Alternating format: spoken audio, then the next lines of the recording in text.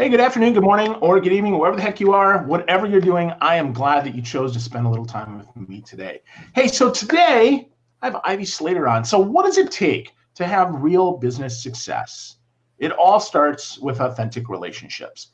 Well, that's why my guest is here today. She's Ivy Slater. She's got a great new book about it that's called From the Barre to the Boardroom, Choreographing Business Success Through Authentic Relationships. Now, she's not just an author. She's a professionally certified business coach. She's a speaker. She's a podcast host.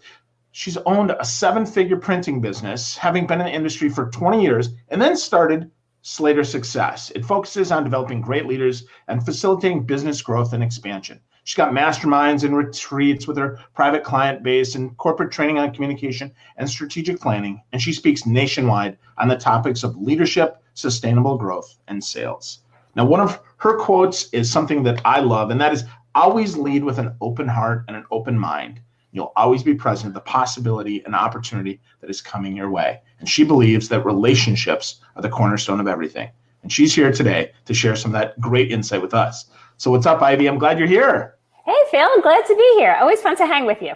Yeah, you too. So talking about relationships, we got connected because of a relationship. Ramon Ray was the person that made our connection. I've known Ramon for 10 or 12 years. Great guy, a lot of powerhouse there. I got to ask, how did you meet Ramon? Ooh, really good question. And it's so funny because I was just talking to him yesterday. We met probably just when I was opening Slater Success in the very early years. We were both sitting across the table from each other at a networking event, a boardroom style, Midtown Manhattan. And, shook hands. Hi, it's nice to meet you. And then before you know it, it's like there was just another touch point and another touch point. And I ran into him here and we ran into each other there. And New York City, as big as it is, becomes very small. And we were connected through a woman originally named Adrienne. And we both have strong connections to her. And the network just started growing. And I saw, he was going to host something. Hey, I ought to check it out. I like him. That could, let me go check out this thing he's hosting. He seems like a good guy. And I really like talking to him. I showed up and I sat in his audience. I was like, smart man, like who he surrounds himself with. I want to continue to get to know him. And over the years, we've done business together in a variety of ways, referred business to each other, tapped into each other's brilliance. And hey, I got to have a quick question. Just wanted to tap your brain, which was a yesterday call. And look to each other as not just, business colleagues. Our call started yesterday with, hey, my wife and I are going on a cruise. Oh my goodness. Okay, let's talk about the islands. We formed a true heartfelt relationship that is not just about business, not just about personal, something that transcends our worlds and hence continues to give to both of us. Yeah, absolutely. I think that's beautiful. I love how that works out. When we like someone first, we're going to find a way to do business with them later, whether it happens today, tomorrow, 10 years. I like what you said that in the book, right? About Michael. You said no doesn't mean no. You said that it means not yet, but I'm keeping the possibility open. Life is all about possibilities, and your business is part of your life. You cannot, nor should you, separate them in that way. It's one. When we are working, we're recording a podcast right now. We're Facebook, we're on Facebook Live. We're both living. We can't ignore that. It's not a bad thing. It's a beautiful thing. Especially when you're doing the work you love, which I hope most people are embraced with, but when you're doing the work you love, work that makes a difference, work that's important to you. If it's a technology, if it's a financial, if it's a spiritual, it doesn't matter. When you're doing what you love, you're living. So why are we separating our work and life? And our relationships should transcend both. We should get to, we do, adage, oldest thing, do business with people we know, like, and trust. Phil, you've taught that. I've taught that in front of many audiences. Get to know some people. Absolutely. We'll put it out there. Be a human being. Let people connect with you. And speaking of which, Cricket Cody Harrison is on. She says, wow, I know Ivy from way back. Look at that, huh? So it's good that you brought some fans with you, Ivy. Look at that, huh? How do you know Cricket? Cricket and I met through a program. I remember hanging out with Cricket in Atlanta. And this is, we met through a business program, but here's exactly what I'm talking about. And Cricket, you're going to laugh at this. I remember sitting on a bus with you, going from one place to another, talking about our sons applying to college. Business program. We were talking about real life. Wow. That's so cool. So that happens, and that really is the foundation for so much goodness, is we find something that we have in common, and we get as specific as we can about that so that we can really share who we are to really make that connection and really form a bond that's lasting. So how many years ago was that, Ivy? Ooh, let's see. Cricket, this is going to tap my brain. Gonna guess 5-6 years. Wow. My son's out of school. He's on his second year out. So the boys were just kind of applying. They were both looking at schools in California. We did not know each other. We just ended up in this program, and we were going from one place to another, sitting by each other on a bus, and something came up about California, where I'm speaking to you from now. And, my son's interested in going to school out there. My son's interested in going to school. And I'm racking my brain trying to think, Cricket, where your son actually went to school eventually.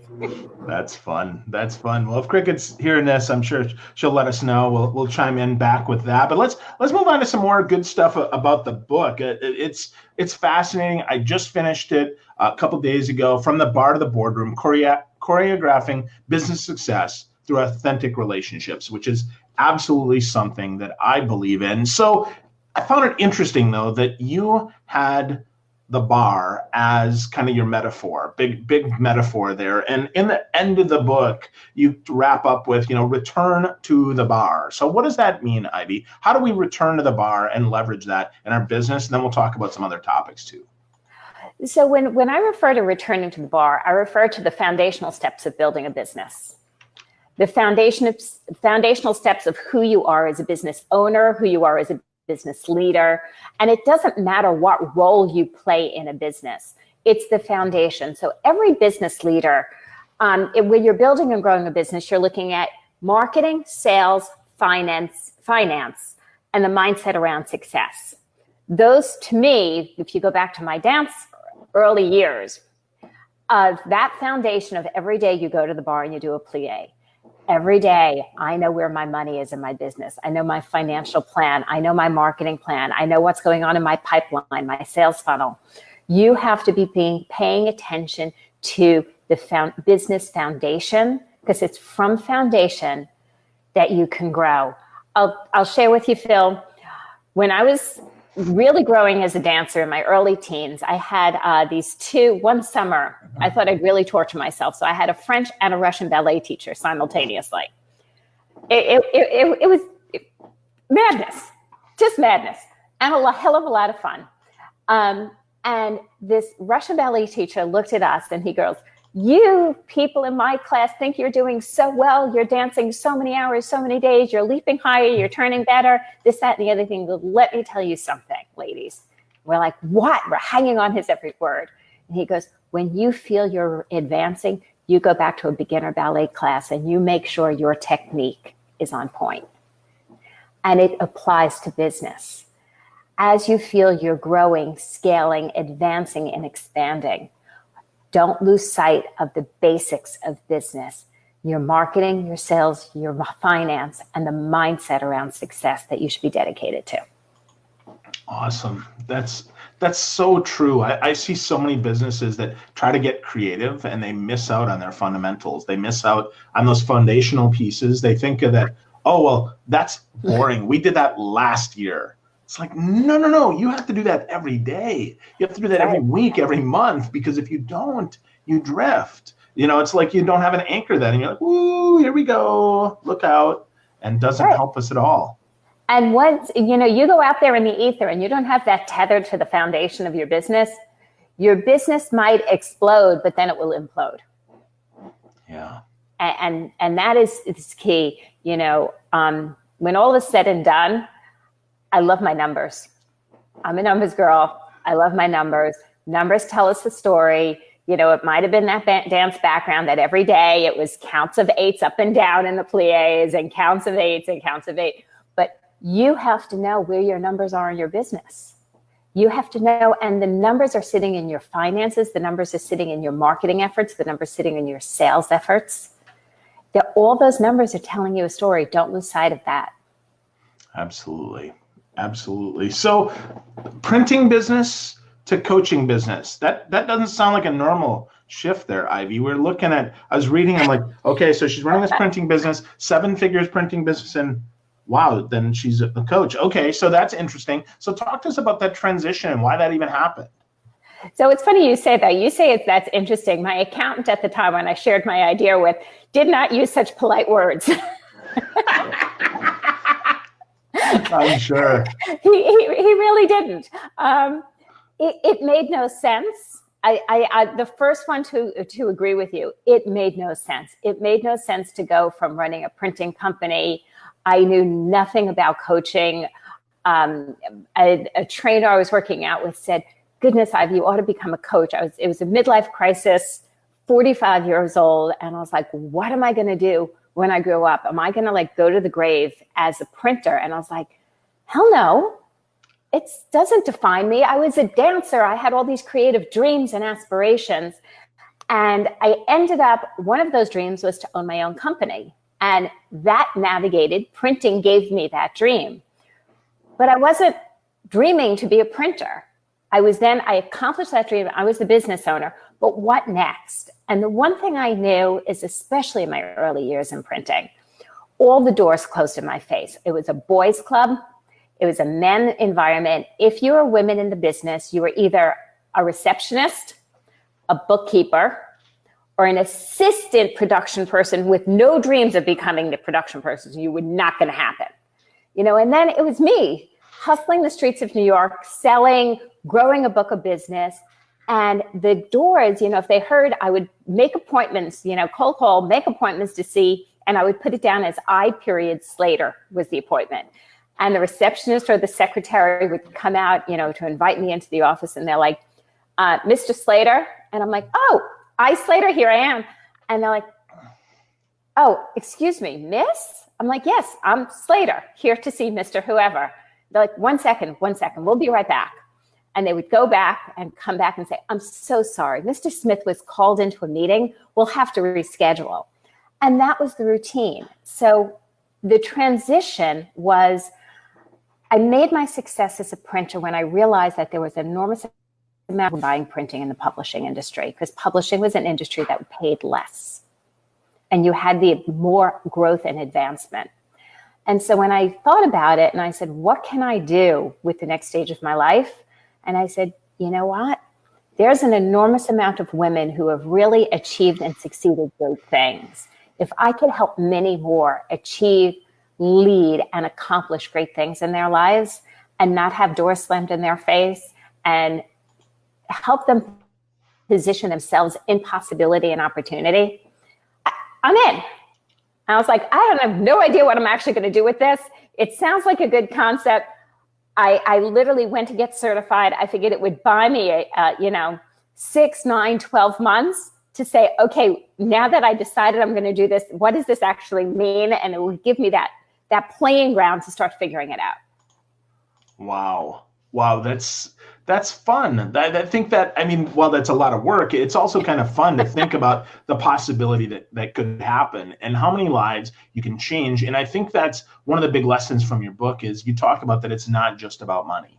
It's about making an impact and about relationships. So early on, and as I read the book, I've read about those relationships that you had. And one of the ones that really, really struck me was one with Leslie, who was one of your clients, who fired you and then ended up becoming a key relationship in your business. So talk to us a little bit about Leslie. So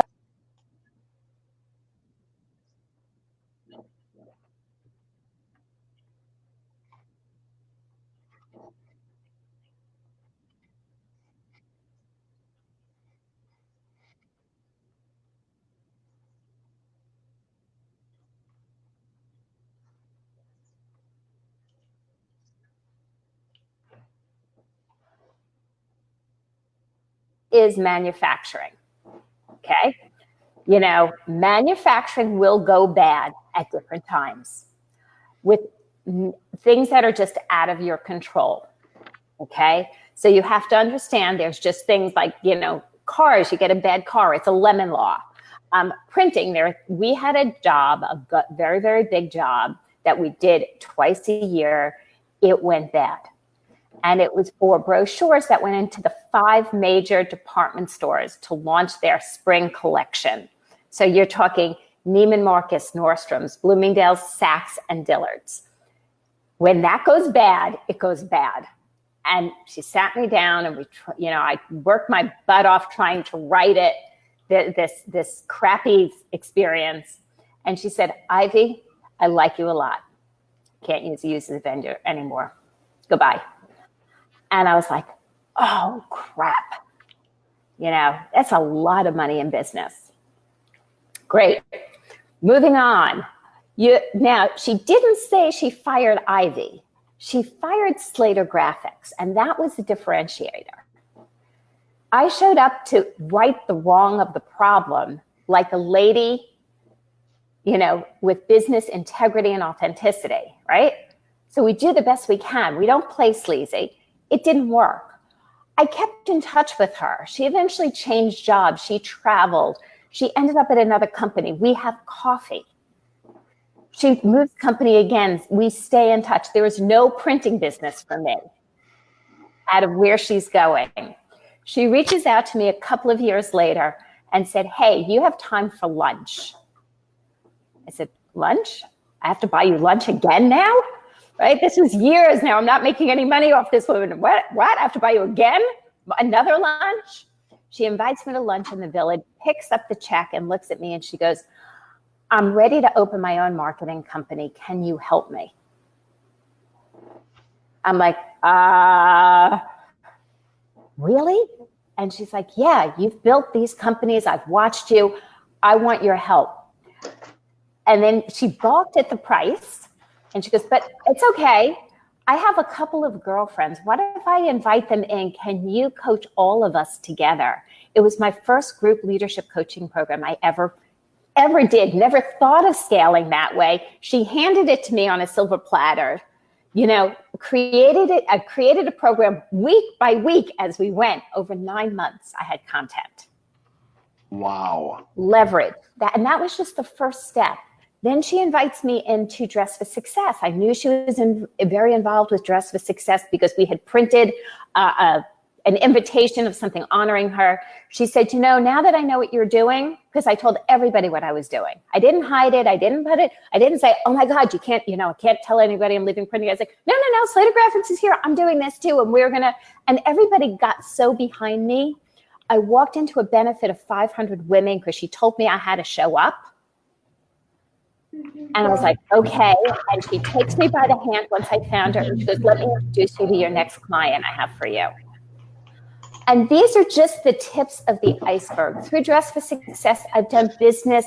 I've given and helped Dress for Success raise funds. I've helped them train, and it's been my pleasure. But through their leadership and other volunteers, I've also done business with other women who are growing and scaling.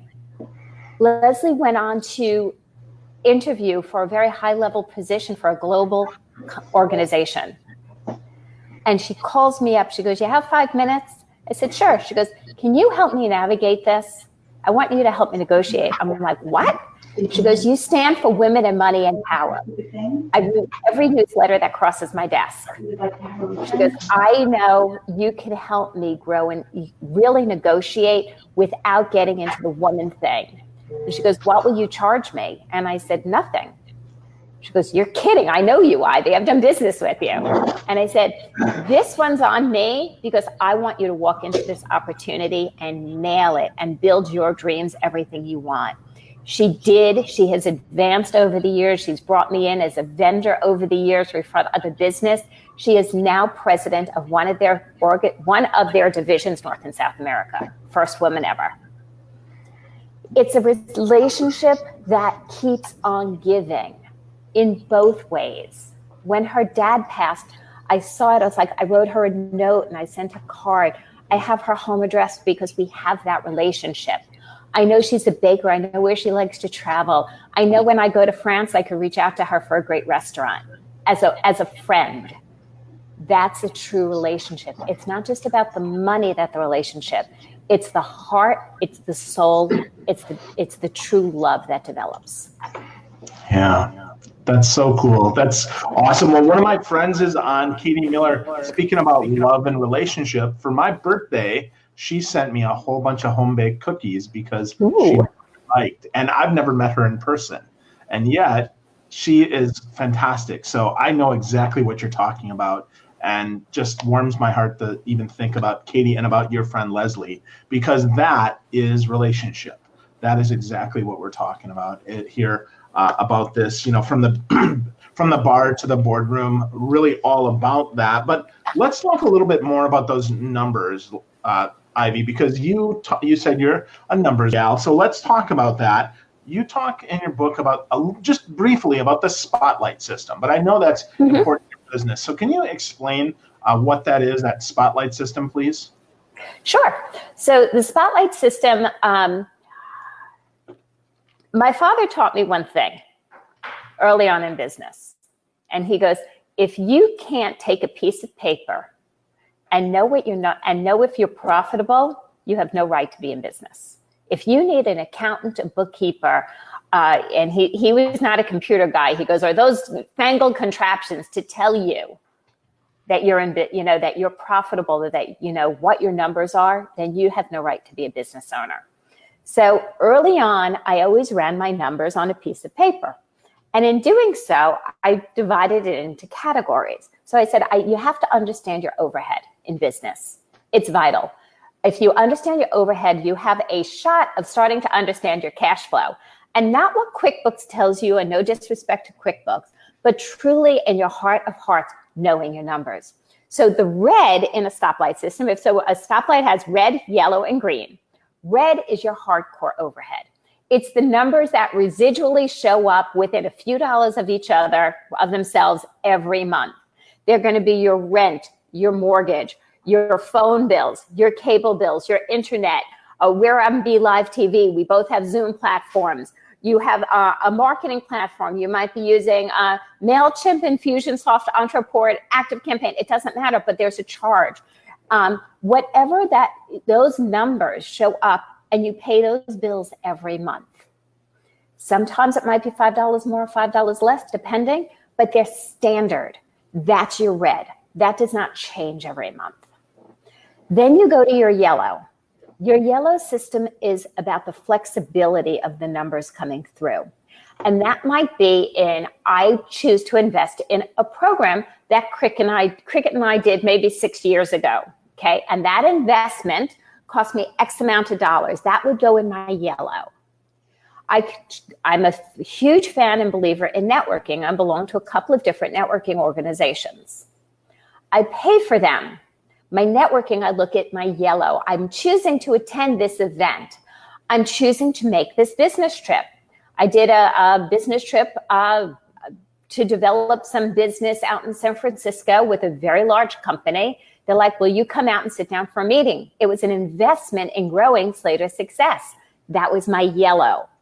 When I know my red and I know my income coming in monthly, I can make the decisions in my yellow of what and why I'm investing. The green is great. It's ours. It's our money. It's the money we pay ourselves with our salary. It's our money that we're putting aside in a 401k, a SEP, or whatever retirement that we're planning for the future. It's paying off any possible loans we've invested in a business. Anybody who thinks you can open a business on your dining room table, you can. It is still going to cost you money. You must come up with capital.